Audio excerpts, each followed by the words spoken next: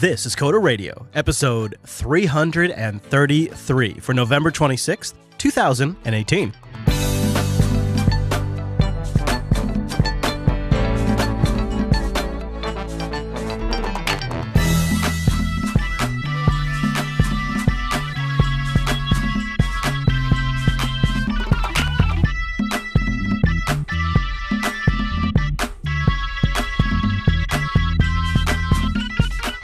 Oh, hi, you, and welcome to Coda Radio, Jupiter Broadcasting's weekly talk show, taking a pragmatic look at the art and the business of software development and its related technologies.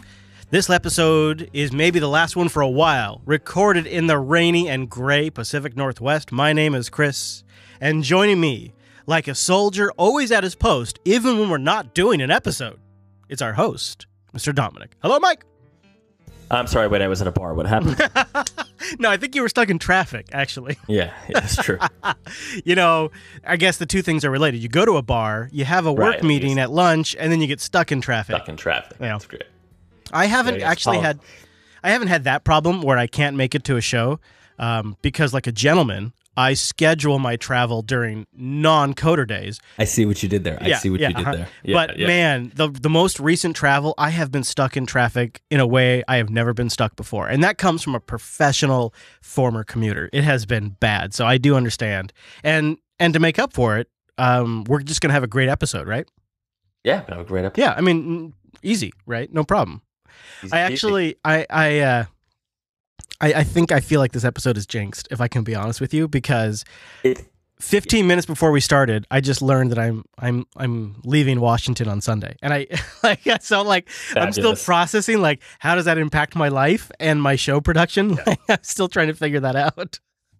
It's one of those. Well, I thought we knew that because the live audience will get a little treat at the end of this show. But yeah. One of us. Oh shit! I'm leaving too. Yeah, exactly. I know we're pre-recording for you, but it turns out we need to be pre-recording. Also me. pre-recording. Yeah. You and I have to stop this whole. I know.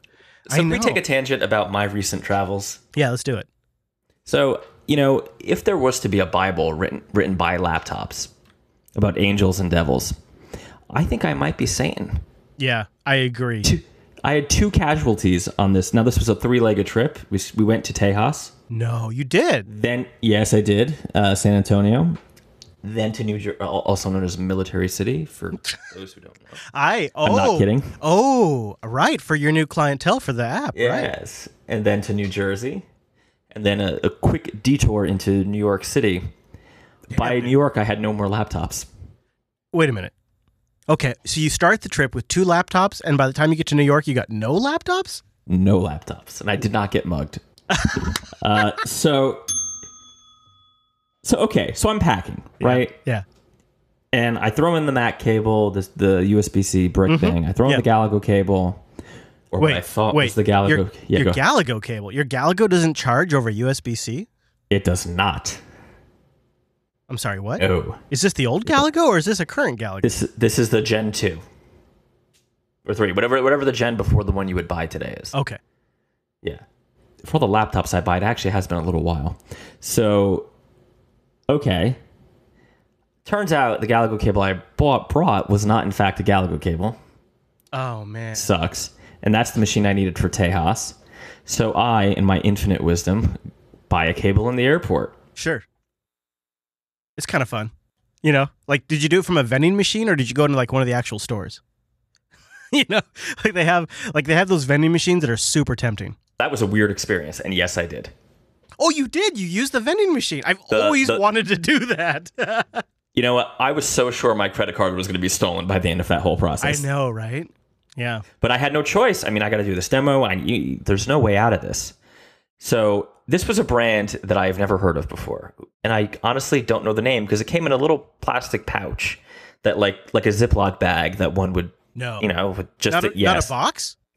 It was the only one. It was one of those universal ones with 10 different adapter and you're heads. One of these has got to work. And it turns out it did.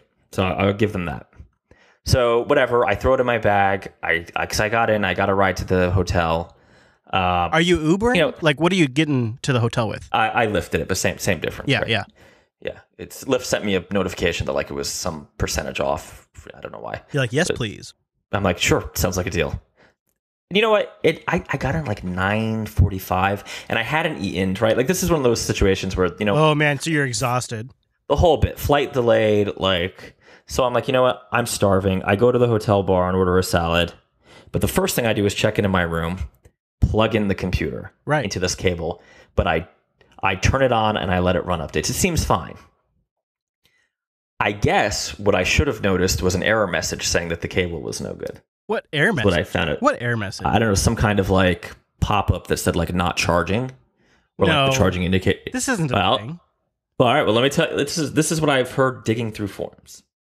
So, but anyway, I didn't check, right? So I just turned it on. Right. You're hungry. It's 9 o'clock at night. I had a little MiFi puck because I don't use hotel Wi-Fi because I'm not crazy. Attaboy, you really got this down. Right. Well, you know how much I travel. I mean, yeah, you do. You have to have it down. It's just worth the $20 a month of Verizon for the Wi-Fi puck. Yeah. So whatever. I do the updates, and I wanted to download, like, make sure the demo ran, whatever. But I was tired and I was hungry, so I get downstairs and I do chicken wings. You do a salad? Really? You do a salad? I do chicken wings because who can screw up chicken wings?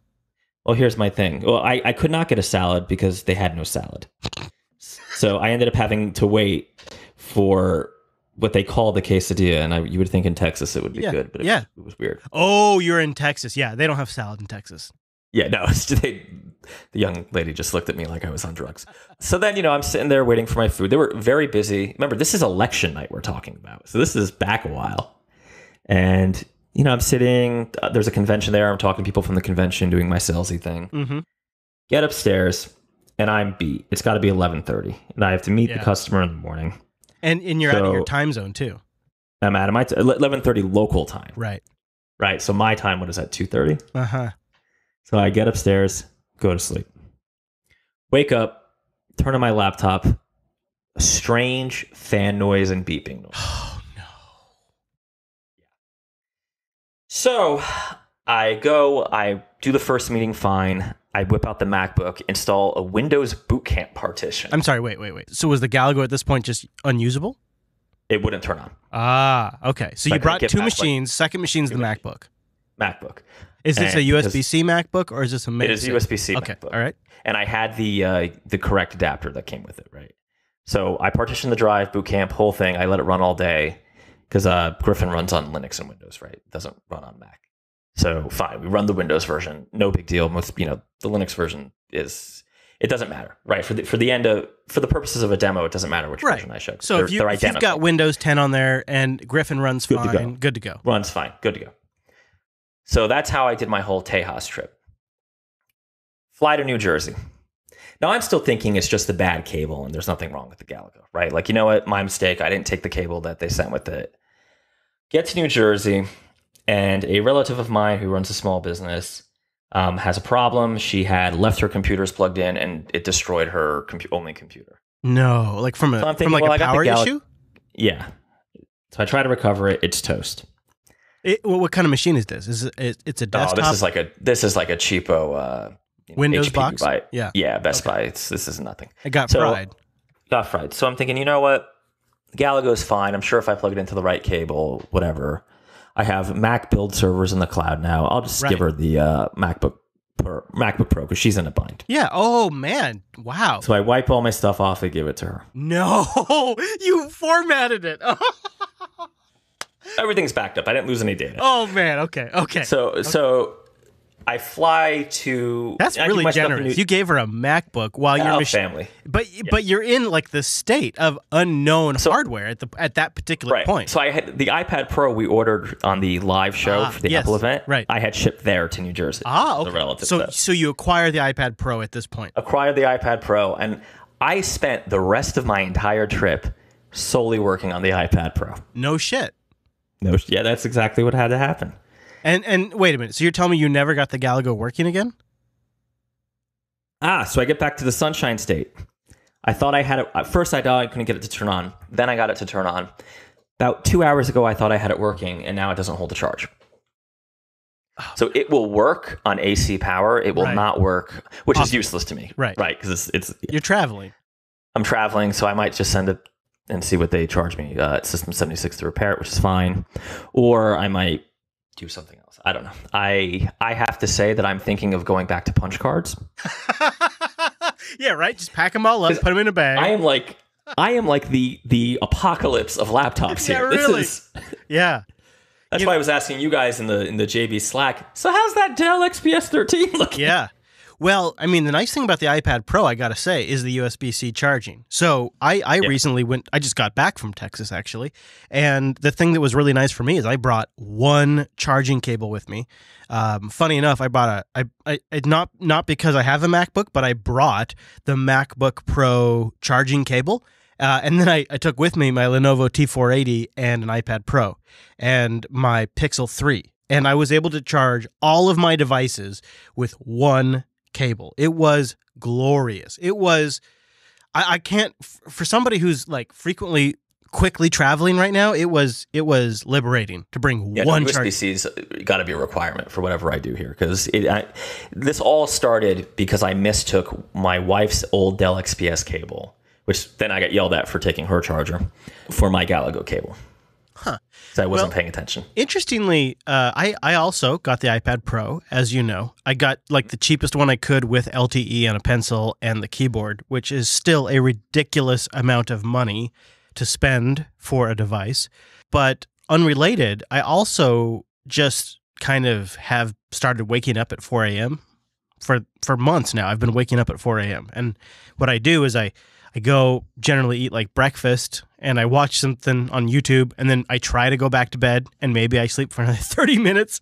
And so instead, what I've started doing about a month ago is I just got up. Like if I wake up at 4 a.m. without an alarm clock, let's just get up. But then like, seriously, what the frick do you do with yourself? You're up at 4 a.m., like not 5 a.m., not 6 a.m. Like, what do you do with yourself? Because you go on Twitter and fight with Kara Swisher.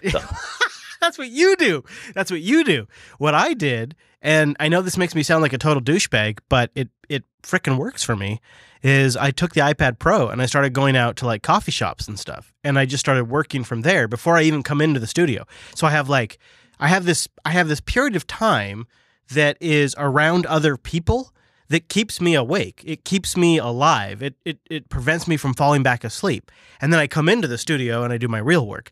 But during this period of time, 2 hours, an hour and a half, whatever it is, I am exclusively using the iPad Pro right now. I feel like a D-bag, but it's really working for me. I ended up writing scripts on the iPad Pro using ISH. Yeah. And oh my God, it actually worked. Yeah, so you and I are both using ISH then, because this is great. This is you have to get on like the test pilot program, but it is an entire Linux environment, an Alpine Linux environment on the iPad. It is even emulating x86 hardware, which is disgusting, but it works. Well, you know what's more disgusting? The iPad Pro was more powerful than every device I destroyed on this trip. Oh, man. Let me tell you, the speed and performance. So here's the other reason. So the iPad Pro, it doesn't work for anyone out there who's never used iOS before. If you're not a happy existing iOS user, do not waste your money buying one of these things. It's not for you. If you use the Linux desktop and you don't have an iOS device or you love Android, don't get the iPad Pro. It's not a device for you. If you are an existing and established iOS user and you understand the limitations of iOS and you can excel within those limitations for certain types of workflows, I think you should consider it, because I'll give you an example. I get a lot of emails that I have to convert to PDF and then save to Dropbox. That is a 2-second process on the iPad Pro. I have to do a lot of Slack and other apps that would be Electron on my Linux desktop that are native applications on the iPad Pro.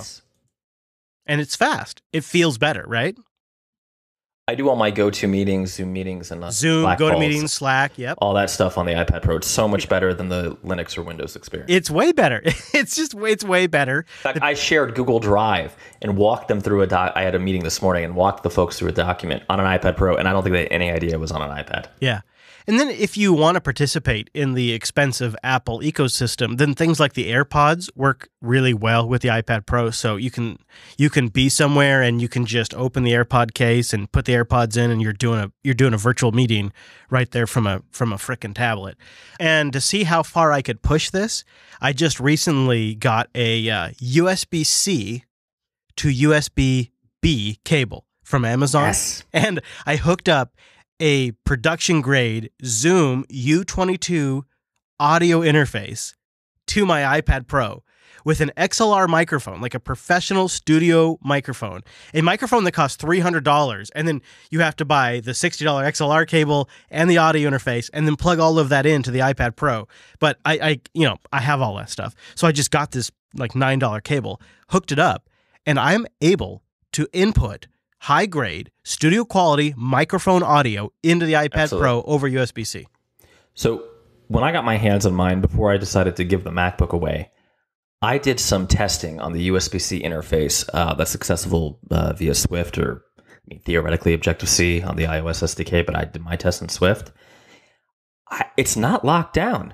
I mean, they don't make certain things easy, so you have to write your own like file. Like, there's a lot of stuff if you want to do something, you have Storage, to do. it sucks. Right, but storage sucks, but everything else, audio devices, interface devices, I'm even video thinking, devices, monitors, HDMI, Ethernet. Or even using a tablet in a factory, let's say, to flash IoT devices or IoT boards. If you have USB-C to USB-C and you have a custom app on iOS, technically that's just like an opening up. I mean, this isn't gross oversimplification, but opening a port and just flash it onto the board. Well, like, this could be a real...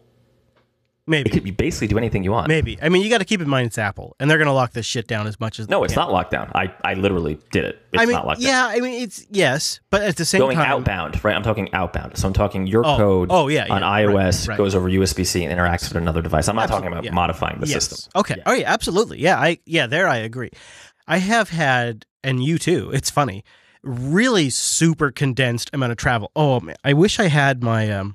I don't have the app with me, but I've done something like 60,000 miles in the last like 4 months. It's unbelievable. Yeah. I'm like, I get like access to clubs and stuff. Like I can go in the Alaskan lounge now and just hang out. Yeah, it's great.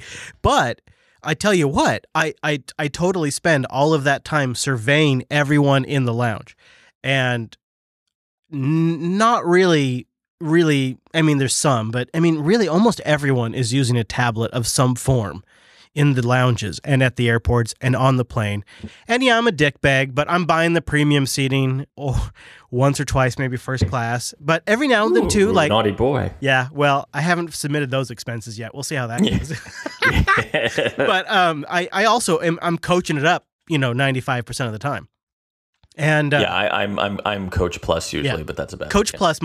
Coach Plus is my average with some Coach and the rare first class. Only when it's like the only seat available. Although I did treat myself to business class this time, and I was like, you can call me Mr. Dominic, thank you. And you get the free booze. You get the free booze. Free booze. Yeah. Well, you know what's funny? I have flown so many Southwest and United flights now in the last few months. Yeah. I get free booze tickets anyway. Oh, really? That's nice. Yeah. Well, have you ever been on a Southwest flight?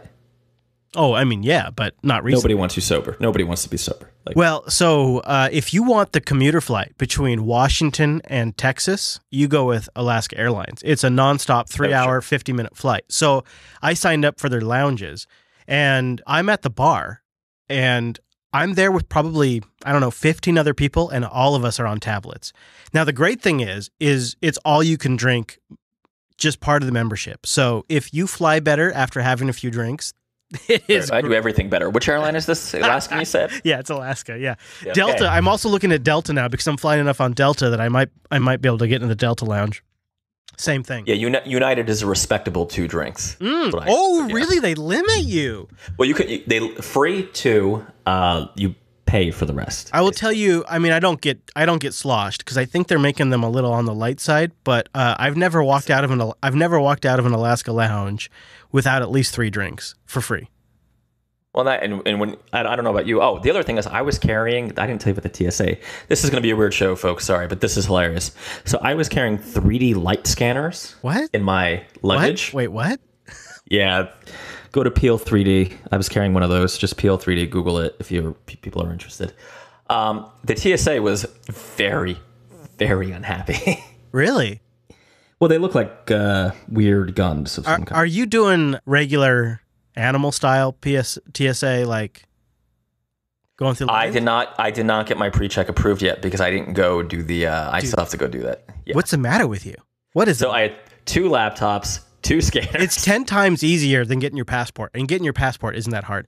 You just do a quick interview and you're done. And then I know. I got to go do it. everybody's got TSA pre-check, so there are lines. So don't think it's going to save you a ton of time, but it means you don't have to empty your bag. You don't have to take off your shoes. I mean, I'm telling you, man, I have gotten through with stuff that is not legal. I mean, I shouldn't say that because they're probably listening. But the TSA pre-check is the way to go. That's for sure. Because when you look at my audio recording equipment, it looks like it's like a bomb. Like it just looks like I'm carrying illegal contraband. Like try a bunch of custom motherboards. Right. I have circuit boards. I have coiled cables. Yep. I have tubular devices that have modules in them. I mean, it looks like I am carrying like a weapon of mass destruction. And so TSA constantly would be like, "What is this? What is this?" So I got the pre-check, and now they still scan the bag, but they've never stopped me. So you got to get the pre-check or clear. Okay, I gotta try that. I don't know what Clear is. Anyway, well, Clear is another. It's a commercial competitor to TSA that a lot of airports contract with. So if you haven't seen Clear, then it's not one for you to sign up. All the airports I go through have Clear. Okay. Yeah. So you traveling with 2 bags is super heavy. Are you checking luggage every time? I had to check one. So what I figured out, so I was depositing some of this hardware in Texas. So the trip. As soon as I got to Texas, everything was a lot simpler because then I didn't need to check a bag because it was one of those situations where it's like a luggage set. So one bag was just equipment protected by clothing, which was checked, which I did get a lovely note from the TSA that it was searched. And the other bag was the rest of the crap and some clothes. So you get the iPad Pro. You get some time to play with it before you hand over the MacBook Pro. MacBook. Mm-hmm. Did you set it up new? Did you transfer from an iCloud image? I never transfer. I always set it up new. Do you? I did this time. I went new this time, yeah. Yeah, I just don't trust the iCloud. Did you get the pencil with it?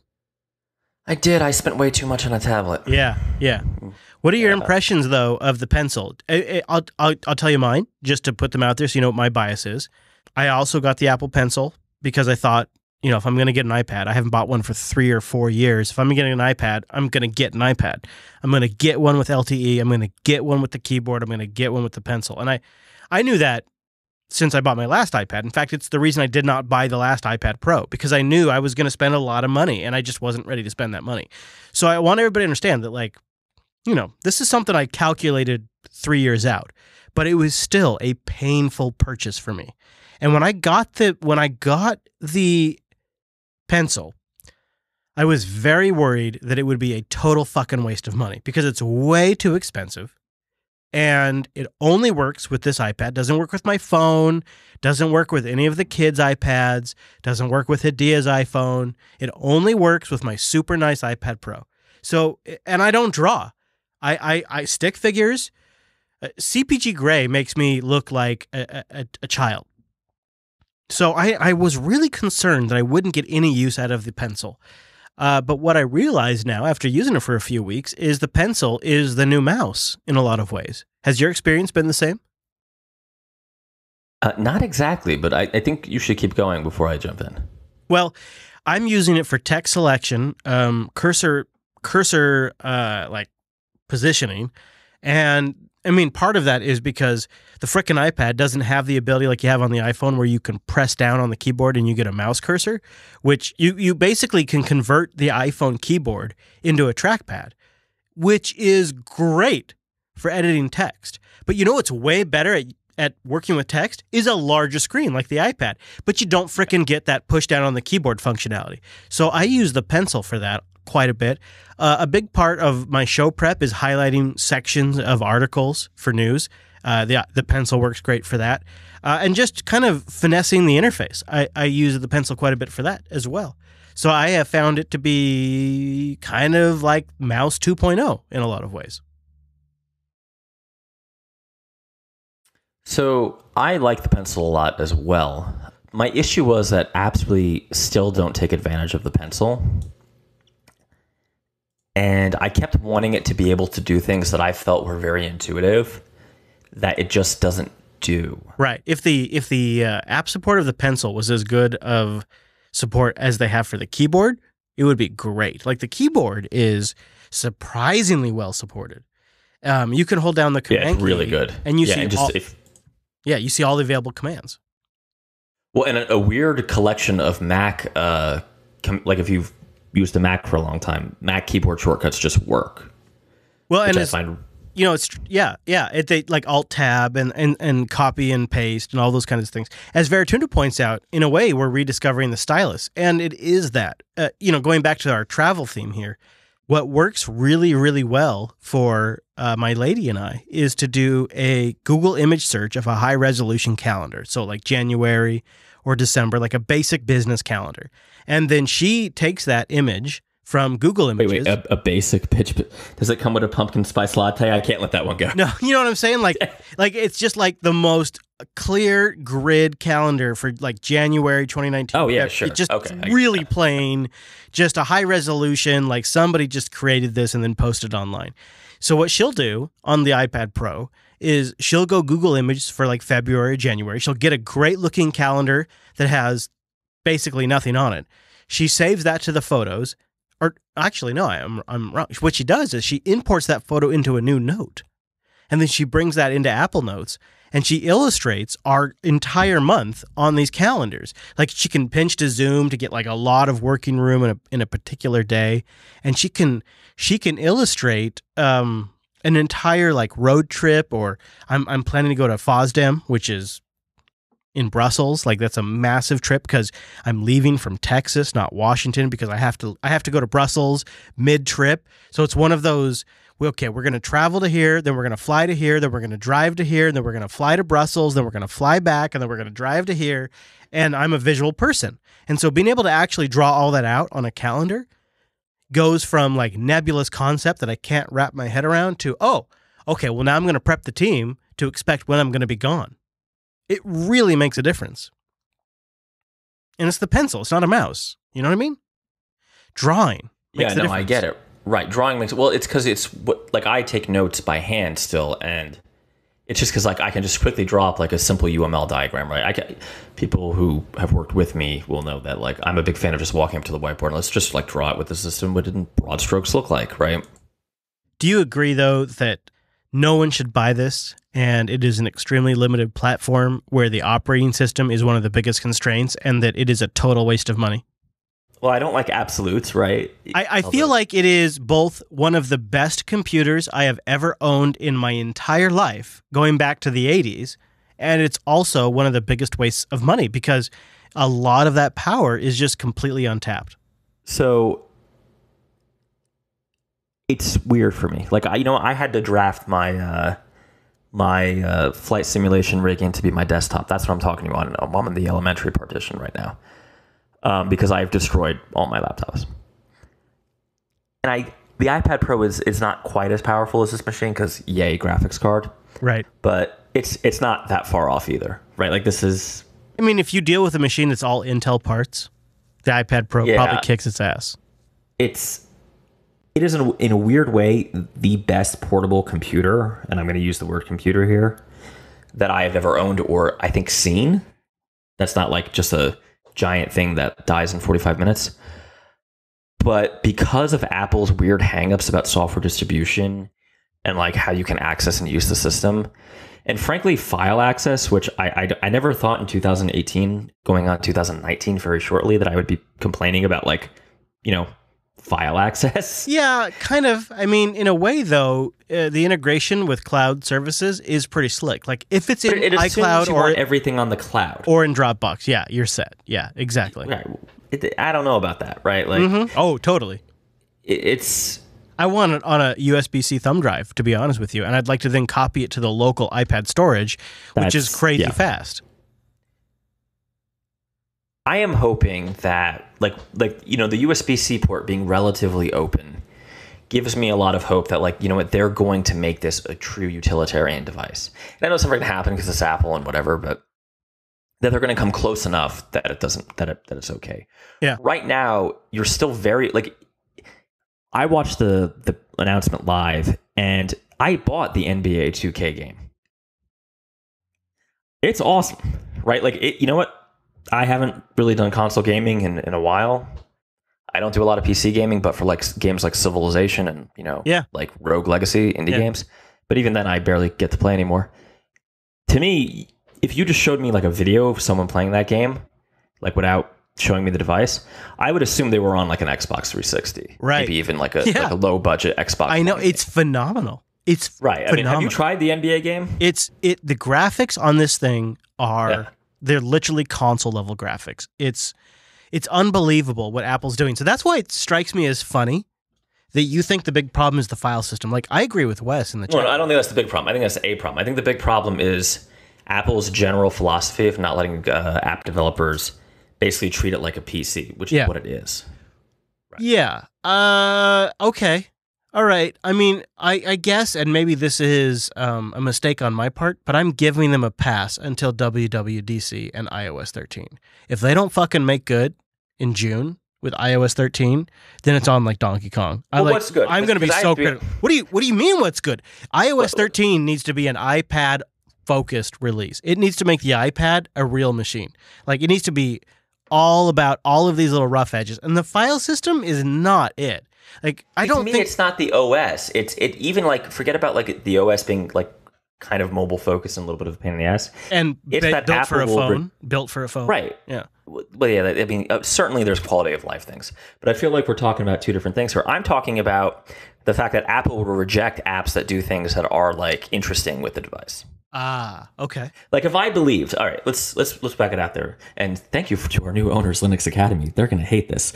If I believed that I could write an iOS app just like I could like submit an elementary app or even a Mac OS app today, I would not even look at replacing my dead laptops with anything but a Mac.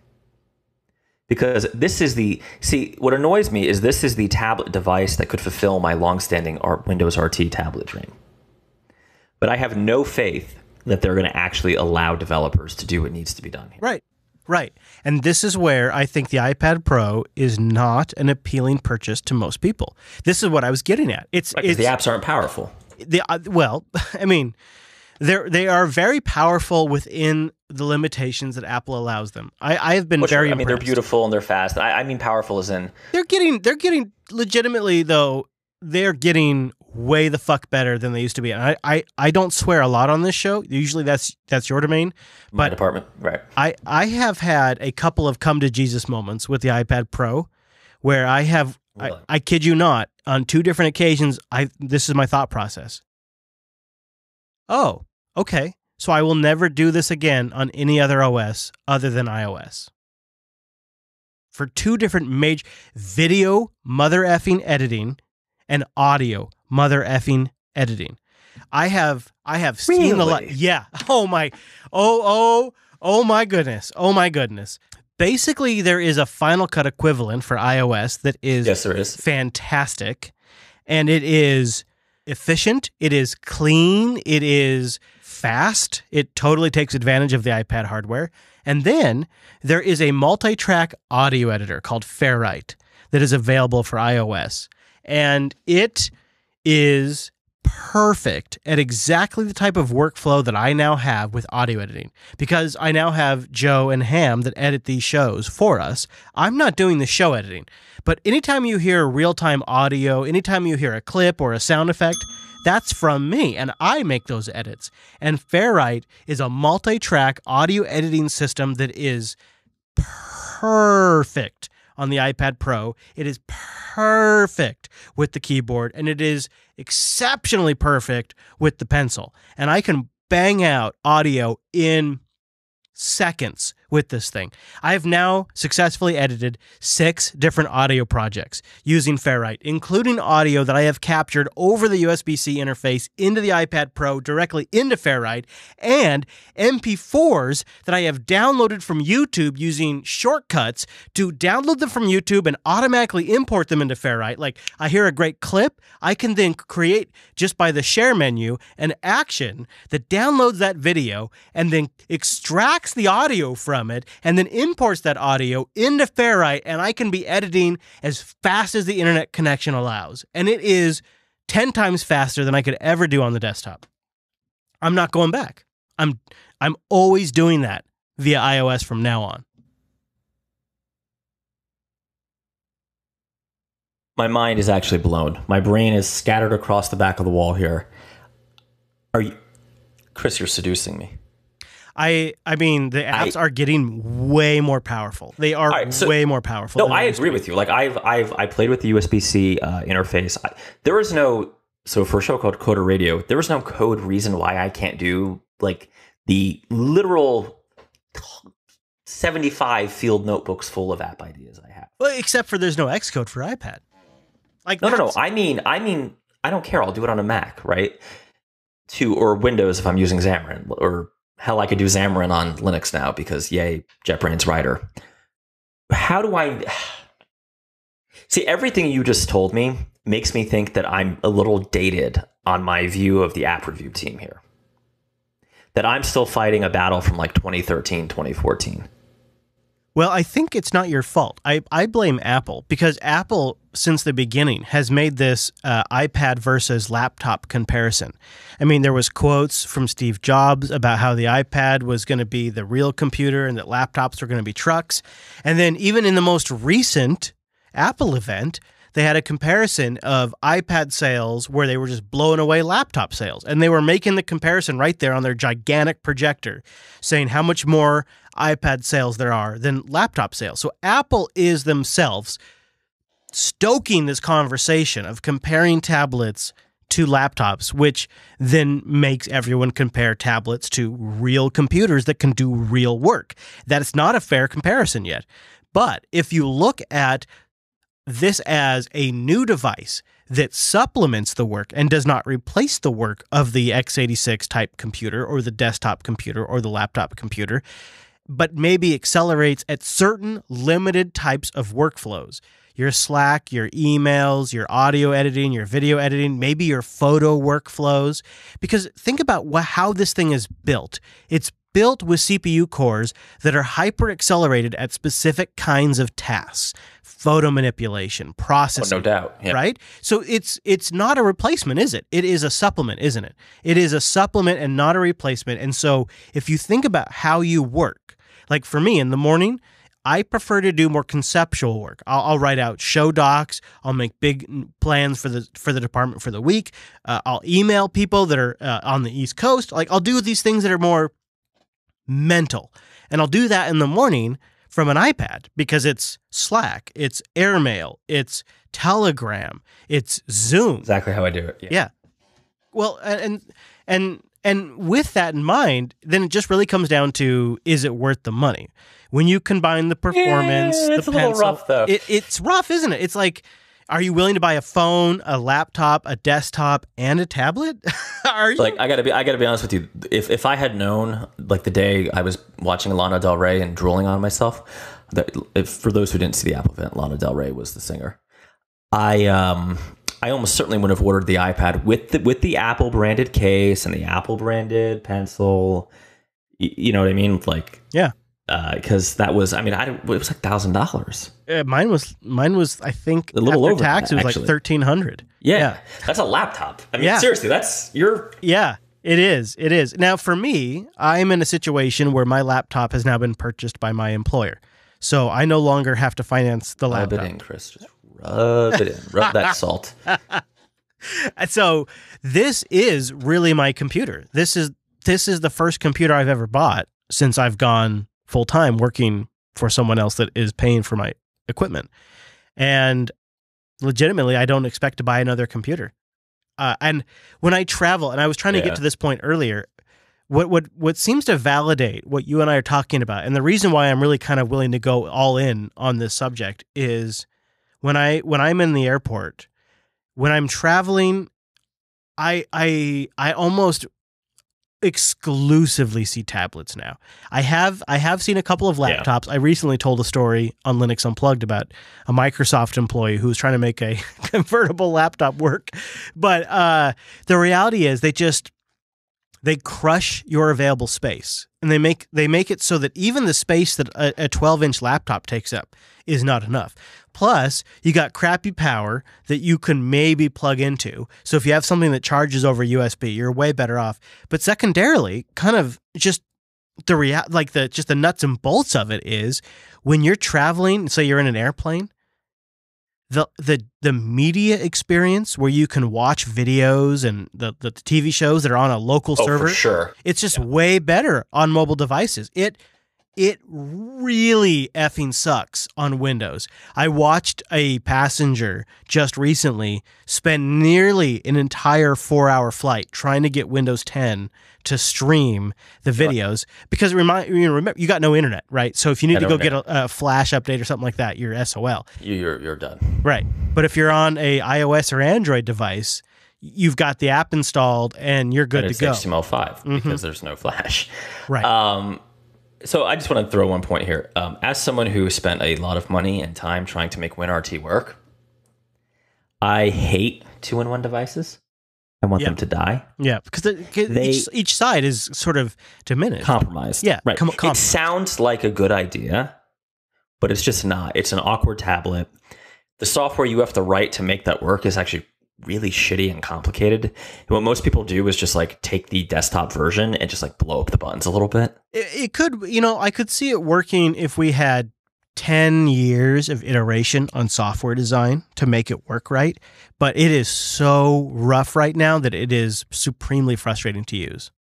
Yeah, and I don't think that's the direction things are going. I mean, for all my skepticism about the iPad Pro, I have a feeling next time Chris and I are done taking planes, I'll be like, so let's talk about macOS Mojave, because that's what all kidding aside. Do you think so? I actually think, in a way, it makes me a better Linux user to have an iPad. So again, I'm thinking about developer opportunities, though. I think my vision of the tablet revolution was going to be that there would be pro-level applications for tablets that really made a lot of sense. See, my pro apps are on my computer, and my consumer, like, basic bitch apps are on my tablet. But you're like a hyper pro, right? I'm talking pro apps like write some company who has like a hangar or a factory, some custom tablet app for their foreman or quality control people or something like that, okay. Right? Yeah. And then that makes a lot of sense for them. Yeah. I'm very conflicted, Chris. You've really hurt me here. This is I feel like it is it's a rich person's toy. And not that I am rich. I am not rich, but it is what it is. I'm sorry, Mr. Vice President. Mr. Gore. No, Mr. Gore. Now, nobody in my situation, after years and years and years and years and years of grinding it out to make a podcast network work, is rich. Nobody. I don't know about a podcast network, but tell me more about grinding it out for 10 years. Please. Oh, yeah. It just leaves you devastated, right? So, I mean, at best, I'm back to not break even. I had what was it? Just something just recently just crossed my garbage bags. So what? Garbage bags. This is how my life has changed. I'm not rich, but so my garbage really stinks right now in my house, in my RV. It's full of garlic. I roasted a bunch of garlic, and then I threw out like the husks and everything, and the garbage just frickin' reeks. In a delicious way, but it makes, because the RV is only 47 feet long, it makes the whole RV smell like garlic. And we're going into 2 days of this whole RV smelling like garlic. And I'm sitting there in the RV finally by myself for the first time in weeks. And I'm thinking to myself, because the garbage is only half full, because I haven't been home much, and neither has Sadia, and neither have the kids. So why is the garbage only half full? And yet, I'm still putting up with the smell. Why haven't I taken it out yet? And I'm like, am I that lazy that I haven't just collected the garbage and taken it out in the last couple of days? And then I realized, oh no, what it was is I didn't want to waste the money. The negative space in the garbage bag. I only have so much room, right? I only have so much money. I can only buy so many garbage bags. And if we run out of garbage bags before my next paycheck, I can't buy any more garbage bags. So we need to make every garbage bag last. And therefore, everything must smell like garlic for the next 3 days. Because God forbid that I throw out a garbage bag that is half full. And I'm sat there and I realized, you know what? I can now afford more garbage bags. I can take that out. Do you know what the worst part of this conversation is? That's exactly what I do at garbage bags. Till they're full to the brim, baby. It doesn't matter if they reek, right? Yeah. Hey, listen, burn some candles. That's why I say all this stuff about the iPad Pro with a lot of couching. Because to me, I understand how much that money means. $1,200, and I didn't even get enough storage. But because I got the 256 gig unit. But here's That's how the same, yeah. Yeah, here's how I feel about the iPad Pro now. I'm not shitting you when I say, when I look back at the last 20 plus years of me building and buying computers, this is one of the best computers I have ever bought. And with that said, if I were to fill this iPad up, I will buy another iPad Pro. Because, in fact, I can already envision how multiple iPad Pros would make me more productive. I have never had a computer that has been so universally successful in how I use it for work, how I use it for pleasure, how my little daughter wants to use a computer, and how my fiance wants to use a computer. I have never had a machine that has been that successful across that range of work demands while having outstanding battery life, mind-blowing performance, and USB-C universal charging. It, to me, is one of the best computers I have owned in the last 25 plus, maybe 30 years. I actually agree with everything you just said. Really? Yeah. Even with all the limitations of iOS and Apple's ecosystem? So I still don't think the limitations are really iOS. I mean, my file system complaint, I think you correctly shut down as being petty. That's my word. Chris did not call me petty. Please don't tweet. What about the limitations of iOS? Like it's a single, like XMN points out. What about multiple frickin' user accounts? Like iOS, we're going to get there though, right? That's iOS 13. Yeah, that's my going back to too. your argument. The limitation that the only thing that stops me from like just calling up the Apple business rep and like, yo, ship me a MacBook, is has App Review found Jesus?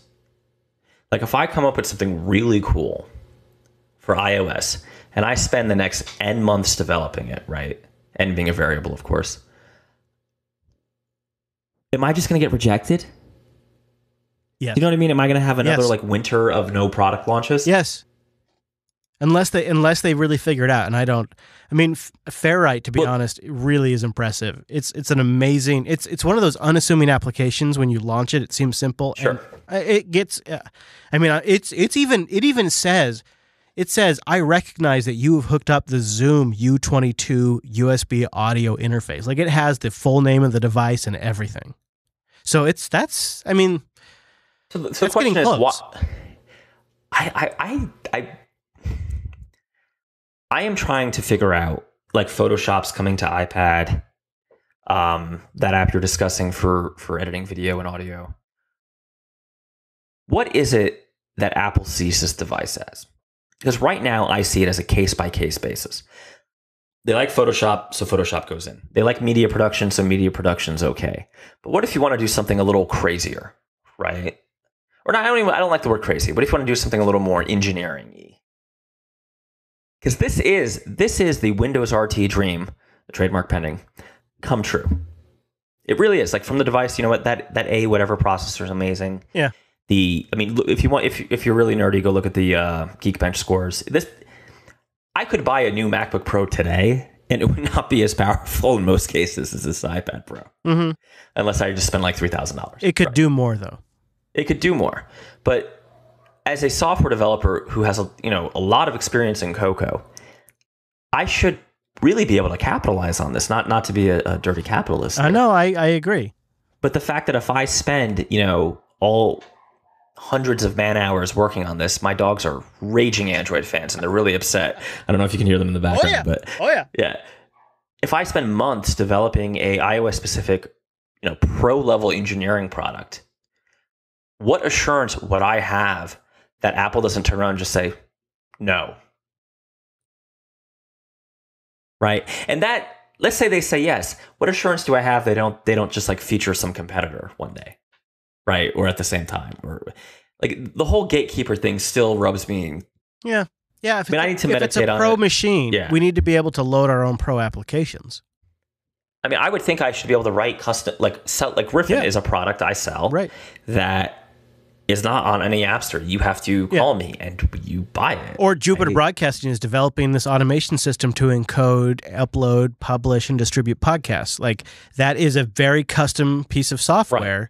It's never going to be approved in the App Store. But it would be great to be able to execute that stuff from the tablet, especially one that could encode audio and video super fast, like the iPad Pro. And they're never going to say okay to that. That's never going to get accepted. So it's not really pro, is it? I would challenge, why do you need the App Store? For these type of customers, why do you need the App Store? Right. They should have called it the iPad Plus, not the iPad Pro. It's not a professional machine. It is a pro consumer machine that is really, really kick-ass at doing consumer workflows or basic, mid-level management and up workflows. People that are making things and creating things, we have to use crazy shims like ISH, which is emulating an entire x86 stack and then running Alpine Linux on top of that. You know what? That's my tool of the week, ISH, but it is insane the way that works. It's so good, man. But it's so messed up what those folks have to do to get that app to work. Yeah, it's one developer as far as I understand. It's one guy, my understanding. One guy, and he's got a lot of plans, and I'm using it right now. And it's got a package manager. It's great. Well, and you know what? They let ISH in. So again, I mean, you said no, but maybe I am dated. You got to. It's not from the App Store. You got to get the test pilot. Oh, that's right. You got to be on Test Flight. Yeah, Test Flight. That's what it is. Test Flight. Yeah. So we'll see. I think that's actually a bellwether. If ISH is in the App Store, then I think I'm just wrong. And I'm not even asserting that Apple's the problem here. Actually, I don't know. Right? That's my concern. We'll see. Yeah. Maybe people haven't tried. I doubt it.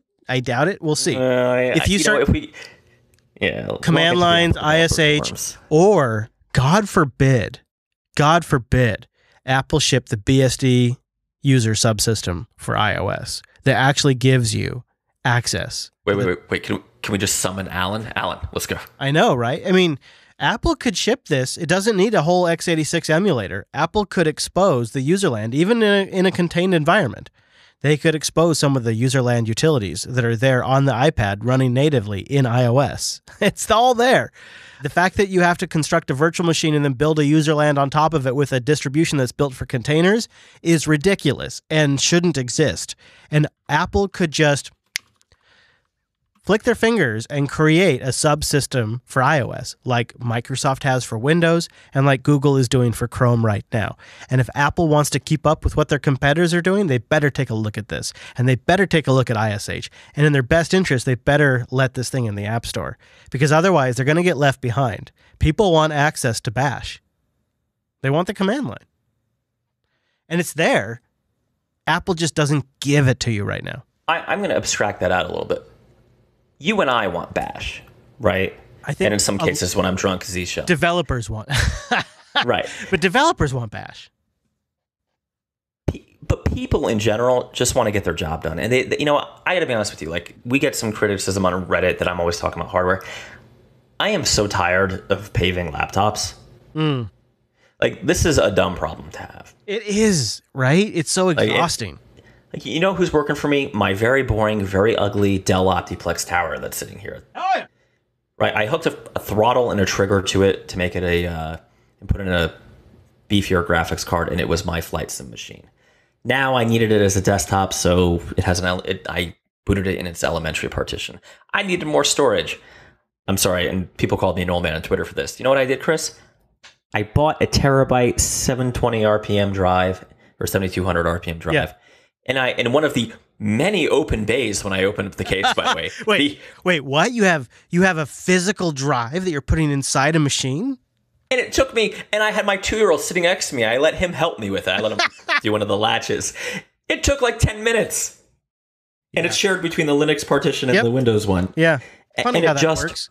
It's like, not to like troll Apple, it just works. And otherwise, the hard drive was 100% full. I was going to have to buy a new machine or do a crazy external thing, which I think is crazy. It doesn't have Thunderbolt. So, I don't know, man. I'm tired of this crap. I'm tired of being like, I got a new laptop. Here's a review, which is weird because next episode we have a laptop review. I was just going to... So at the beginning of this, I was going to ask you if you had imaged or if you had started anew. But either way you go, it's pretty frickin' easy for me to say. It's really painless because you have all of the App Store restores, so you can restore any app you've ever bought. And if you're a LastPass user, the integration of LastPass and Face ID means that you can just pop in the app, go to the login screen, Face ID checks your face, and it logs you into the application, and Bob's your uncle, you're signed into the app. My point is, the process to set up an iPad is 10 times faster than the process to set up a PC. In some respects, it's because I can do about 10 times less stuff, But the stuff I can do, holy shit, man! I got that set up. I got that iPad set up and good to go in 2 hours. It takes 2 days for a laptop for me. I got to fiddle through everything. Well, that's the thing. So let's say like I want to jump on this iPad Pro opportunity, and then we should wrap up because we have another recording. It's going to take, let's just say like I got up tomorrow morning and like drove to the App Store and bought a MacBook Pro, right? It will take me, because I have other things that I need to do, at least until the weekend to actually be up and running. Yeah. And yes, I'm finicky and I got to spend at least an evening to get the basic stuff going though, right? An evening, I got to get Dropbox, right. Got to get all that stuff set up. You still run Dropbox? Yeah. It's a long story. Doesn't that eat your CPU on Linux though? It's a long story. Don't get me going. Okay. I don't know. We can save it for next week if you want. Let's save it for the next. Because I had it on my elementary partition here, and then I was like, oh, this is terrible. Okay. Yeah. I just installed a library this morning. In fact, had to build it myself and then do the whole install process to trick Dropbox on a couple of my systems to use XFS, because Dropbox has dropped support for everything but Extended 4 on Linux. And I use XFS because it's a better file system. So that's what I spent my morning doing. That and being told I'm flying to Texas on Sunday night. So, all right, Mr. Dominic. Well, I know we have much more to get into, including some cute follow-up and correction, some community feedback, and some new laptop news. So tell people in the meantime where they can find you throughout the week and what you're doing. They can find me at Twitter, at Dubanuco, and at themadbotter.com. Clever. I'm at Chris LAS. The whole network is at Jupiter Signal, and our show, Coder.show. Go over there to get links, to subscribe, all of that. If you want the link specific to this episode, there's not much, but you can find it at Coder.show/333. We'll be back next week with another episode of the Coder Radio Show. Get every single episode at Coder.show/subscribe. Thanks for joining us, and see you right back here then.